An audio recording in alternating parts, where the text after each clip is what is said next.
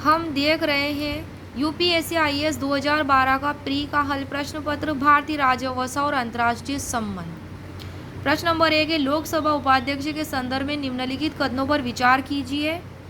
पहला स्टेटमेंट है, लोकसभा के कार्य पद्धति और कार्य संचालन नियमों के अनुसार उपाध्यक्ष का निर्वाचन उस तारीख को होगा जो अध्यक्ष नियत करे। जब अध्यक्ष लोकसभा का नियत करेगा तब उपाध्यक्ष का निर्वाचन उस तारीख को होगा। बिल्कुल सही है स्टेटमेंट। दूसरा स्टेटमेंट है, यह मैंडेटरी आज्ञापक है उपबंध की लोकसभा के उपाध्यक्ष के रूप में किसी प्रतियोगी का निर्वाचन या तो मुख्य विपक्षी दल से या शासक दल से होगा। ये इसलिए स्टेटमेंट है कि यहाँ पर शासक दल से होगा, ऐसा मैंडेटरी आज्ञापक बताया गया है, जबकि ऐसा नहीं है, वो विपक्षी दल से आता है इलेक्ट होके। तीसरा स्टेटमेंट है, सदन की बैठक की अध्यक्षता करते समय उपाध्यक्ष की शक्ति वैसी होती है जैसे कि अध्यक्ष की और उसके विनिर्णय के विरुद्ध कोई अपील नहीं हो सकती। बिल्कुल सही है तीसरा स्टेटमेंट। चौथा है, उपाध्यक्ष की नियुक्ति के बारे में सुस्थापित संसदीय पद्धति है कि प्रस्ताव अध्यक्ष द्वारा रखा जाता है और प्रधानमंत्री द्वारा विधिवत समर्थित होता है। बिल्कुल गलत है ये, इसलिए इस प्रश्न का सही उत्तर पहला और तीसरा है। की पॉइंट्स है इसके कि 10वीं लोकसभा तक अध्यक्ष और उपाध्यक्ष दोनों पद सत्ताधारी दल से होते हैं। 11वीं लोकसभा के बाद से अध्यक्ष सत्ताधारी दल से और उपाध्यक्ष मुख्य विपक्षी दल से आता है। पहले लोकसभा अध्यक्ष उपाध्यक्ष दोनों सत्ताधारी दल से नियुक्त होते थे, लेकिन अब उपाध्यक्ष विपक्षी दल से नियुक्त होते हैं।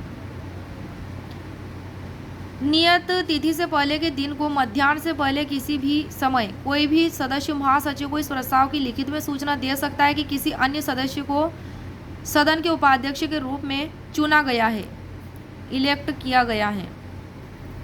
ऐसे नोटिस को तीसरे सदस्य द्वारा समर्थित किया जाएगा। सदस्य द्वारा जिसका नाम नोटिस में प्रस्तावित है एक बयान के साथ किया जाएगा कि प्रस्तावित सदस्य उपाध्यक्ष के रूप में सेवा करने के लिए तैयार हैं। तो यहाँ पर क्या दिया गया था चौथे स्टेटमेंट में कि उपाध्यक्ष की नियुक्ति के बारे में सुस्थापित संसदीय पद्धति है कि प्रस्ताव अध्यक्ष द्वारा रखा जाता है। बिल्कुल नहीं रखा जाता, अध्यक्ष के द्वारा यह महासचिव के समक्ष रखा जाता है। और यह किसके द्वारा रखा जाता है, कोई भी सदस्य रख सकता है, इसको इस सूचना महासचिव को देता है। और यह समर्थित होता है तीसरे सदस्य द्वारा, ना कि प्रधानमंत्री के द्वारा, इसलिए ये स्टेटमेंट रॉन्ग हो जाएगा। प्रश्न नंबर 2 है, भारत में दल बदल विरोधी कानून के संदर्भ में निम्नलिखित कथनों पर विचार कीजिए। पहला कथन, यह कानून विनिर्दिष्ट करता है कि कोई नाम निर्दिष्ट मनोनीत विधायक सदन में नियुक्त होने के 6 माह के अंदर किसी राजनीतिक दल में शामिल नहीं हो सकता। ये स्टेटमेंट रॉन्ग है क्योंकि इसमें लिखा हुआ है कि राजनीतिक दल में शामिल नहीं हो सकता। बिल्कुल हो सकता है, वह 6 माह के भीतर। दूसरा स्टेटमेंट है, कानून कोई समय अवधि नहीं देता है जिसके अंदर पीठासीन अधिकारी को दल बदल मामला विनिश्चित करना होता है। ये बिल्कुल सही है ये स्टेटमेंट, क्योंकि कानून समय अवधि नहीं देता है, पीठासीन अधिकारी को दल बदल मामला निश्चय उसको करना होता है। सदन का मनोनीत सदस्य सदन के सदस्य होने के अयोग्य हो जाता है यदि वह सदन में अपना स्थान ग्रहण करने की तारीख से 6 माह की समाप्ति के बाद अगर वह राजनीतिक दल में शामिल होता है तब वह अयोग्य हो जाता है। उसे अपना स्थान ग्रहण करने के 6 माह के भीतर किसी भी राजनीतिक दल में शामिल होना आवश्यक है। दल बदल से प्रभावित होने वाली अयोग्यता के संबंध में किसी भी प्रश्न का निर्णय सदन के पीठासीन अधिकारी द्वारा किया जाएगा। किसके द्वारा?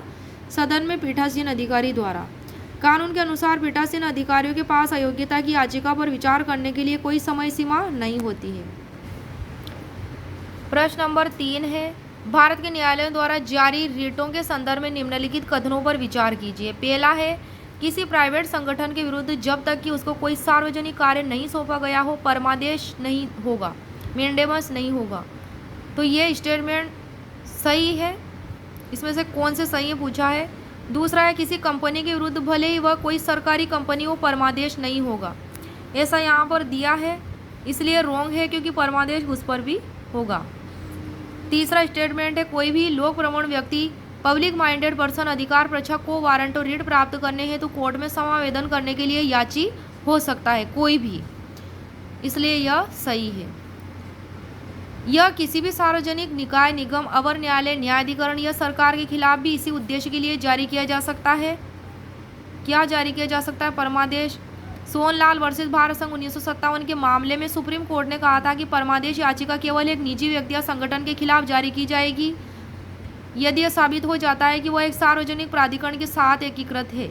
जब कोई सार्वजनिक अधिकारी अपने आधिकारिक कर्तव्य, ऑफिशियल ड्यूटीज या कार्य करने में विफल रहता है तो उसके आधिकारिक कर्तव्य का हिस्सा बनता है, तब एक परमादेश रिट वह जारी कर सकता है। परमादेश की रिट अनुग्रह का विषय है, ना कि अधिकार का। अगर अदालत को लगता है कि निचली अदालत या लोक प्राधिकरण द्वारा कर्तव्य का पालन करने में विफलता हो सकती है तो अदालत परमादेश की रिट की अनुमति दे सकता है। परमादेश रिट या याचिका कौन दायर कर सकता है? कोई भी व्यक्ति, चाहे वह व्यक्ति हो या निजी निकाय, जब तक कि उसके पास संबंधित मामले में ऐसा करने का कानूनी अधिकार है तो वह परमादेश रिट के तहत अदालत में याचिका दायर कर सकता है। अधिकार प्रच्छा का शाब्दिक अर्थ है प्राधिकृत या वारंट के द्वारा। यह अदालत द्वारा किसी सार्वजनिक कार्यालय में किसी व्यक्ति के दावे की वैधता की जांच करने के लिए जारी की जाती है, इसलिए यह किसी व्यक्ति द्वारा सार्वजनिक कार्यालय के अवैध उपयोग को रोकती है। यह रिट केवल तभी जारी की जाती है जब किसी कानून या संविधान द्वारा सृजित स्थायी स्वरूप का एक वास्तविक सार्वजनिक कार्यालय हो। यह मंत्रिस्तरीय कार्यालय, निजी कार्यालय के मामलों में जारी नहीं की जा सकती है। अन्य 4 रिटों के विपरीत यह किसी भी इच्छुक द्वारा मांगी जा सकती है और जरूरी नहीं कि पीड़ित व्यक्ति द्वारा मांगी जा सकती है, किसी भी इच्छित व्यक्ति द्वारा। प्रश्न नंबर 4 है, निम्नलिखित कथनों पर विचार कीजिए। पहला है, भारत का संविधान मंत्रियों को 4 श्रेणियों में वर्गीकृत करता है। कैबिनेट मंत्री, स्वतंत्र प्रभाव वाले राज्य मंत्री, उपमंत्री। इसलिए गलत है क्योंकि संविधान में इसका कोई उल्लेख नहीं है। दूसरा स्टेटमेंट है, संघ सरकार में मंत्रियों की कुल संख्या प्रधानमंत्री सहित लोकसभा के कुल सदस्यों के 15% से अधिक नहीं होनी चाहिए। बिल्कुल ये सही है। और 51वां संशोधन 2003 में ये ऐसा प्रावधान किया गया था कि 15% से अधिक नहीं होनी चाहिए, इसलिए ये सेकंड स्टेटमेंट सही है।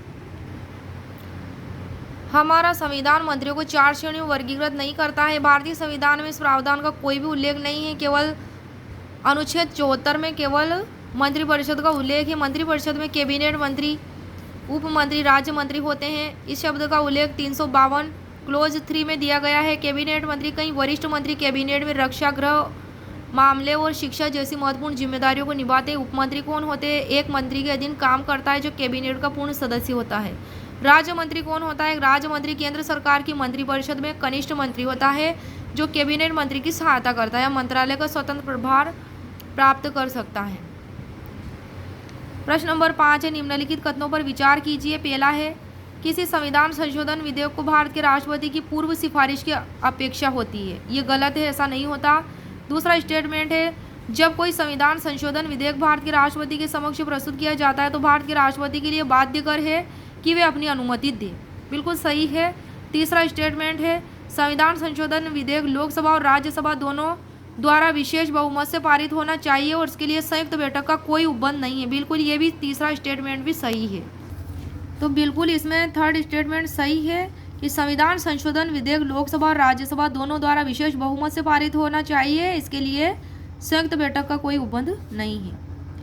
नोट, वर्ष 1971 के 24वें संविधान संशोधन एक्ट ने राष्ट्रपति के लिए एक संवैधानिक संशोधन विधेयक पर अपनी सहमति देना अनिवार्य कर दिया था। संविधान संशोधन विधेयक के संबंध में राष्ट्रपति के पास कोई वीटो शक्ति नहीं है। एक संवैधानिक संशोधन विधेयक को पेश करने के लिए राष्ट्रपति की पूर्व सिफारिश की कोई आवश्यकता नहीं होती है। अनुच्छेद 13 के क्लोज 4 और अनुच्छेद 368 के क्लोज 3 में 24वें संशोधन के माध्यम से जोड़े गए। ये दोनों ही क्लोज 24वें संशोधन के माध्यम से जोड़े गए। आर्टिकल 13 का क्लोज 4 और आर्टिकल 368 क्लोज 3।